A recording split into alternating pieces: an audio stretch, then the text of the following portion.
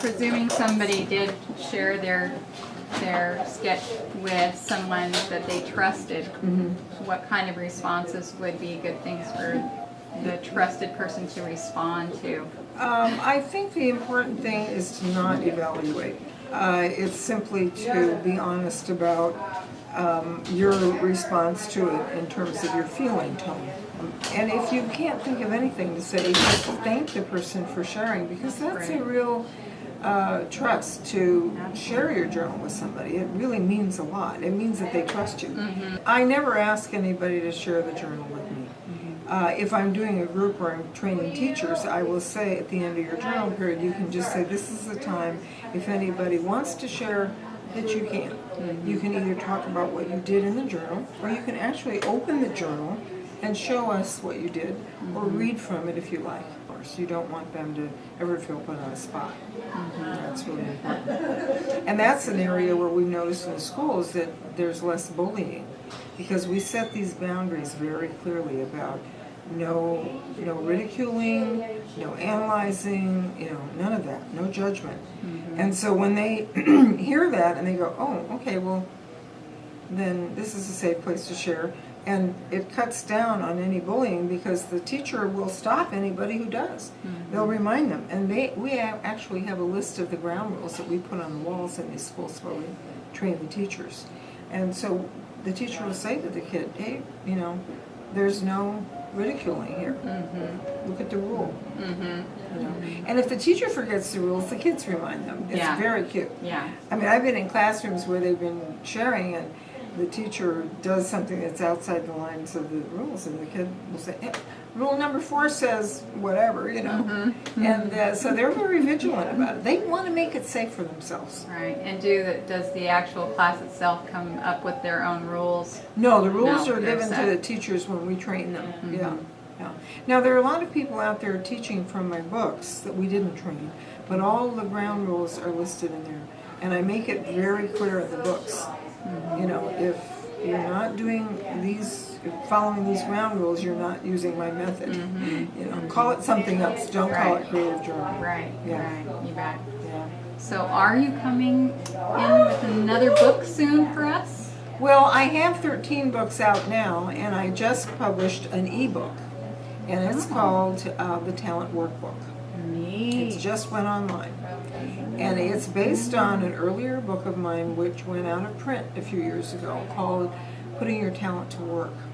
So the subtitle of this one is Putting Your Talent to Work, and then the subtitle is Identifying, Cultivating, and Marketing Your Natural Talents.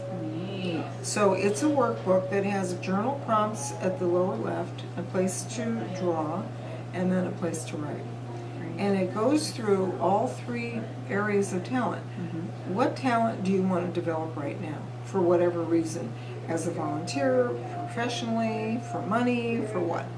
And then how are you going to cultivate that talent? And we have a lot of journal exercises that have appeared in some of my earlier books, like what do you want to be when you grow up? And we ask people, what were the things that you really wanted to be when you were a kid? Because there's a lot of truth in those dreams. And you may want to revive one of those dreams right now. I mean, I'm sitting in a gallery. I had a dream years ago, before I ever became an art therapist. I had a dream about having an art gallery when I was an artist that had a coffee shop in it and a bookstore. And that's exactly what I have here. It's a coffee shop next door that I used to hang out in before I ever opened the gallery. And I sell my books here. They're all on a shelf over there. Okay? Wow. So that dream has come true. Now that was in the 70s. That's a long time ago.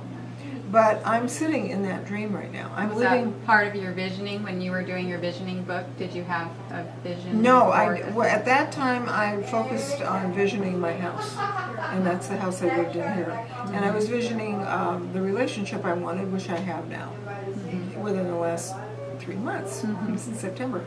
But the gallery just happened. It was like a fluke, but it really wasn't. I mean, this space was a paper shop, and it became vacant.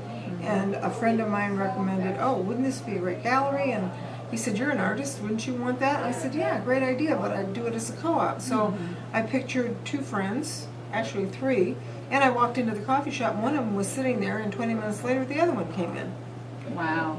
Mary Anderson and Tim Mayer. Right. And then I called the 4th artist I had in mind, and she said, oh yeah, I'd love to. And so I sit here and make jewelry while I'm working in the garden. Yeah. Absolutely, works great. Yeah. But that dream was stuff that I wrote about in a journal years ago. Now your ebook, is that going to be on your website? That's on my website, Okay. luciac.com, luciac.com. Great, that And sounds it's a like downloadable ebook. It's real easy to access. some of your books are out of print, and you can only get them at your site. Which Right. books are the ones that? Well, one of them is the Wellbeing Journal, and I still have a number of those, and that's a journal book for health. Lighten Up Journal, and that's almost out. It's called Lighten Up Your Body, Lighten Up Your Life. The original title was Lighten Up Journal, and it's about weight control. So that's available. Putting Your Talent to Work is not available anymore, but now it's in the ebook, so all that material is in there. Yeah, and I also have some audios that are not available anyplace else. It's a book called The Wisdom of Your Other Hand. It's not a book, but an album, and it's got 5 tapes in it. And I'm speaking on each of these hour-long 5 tapes about my different books.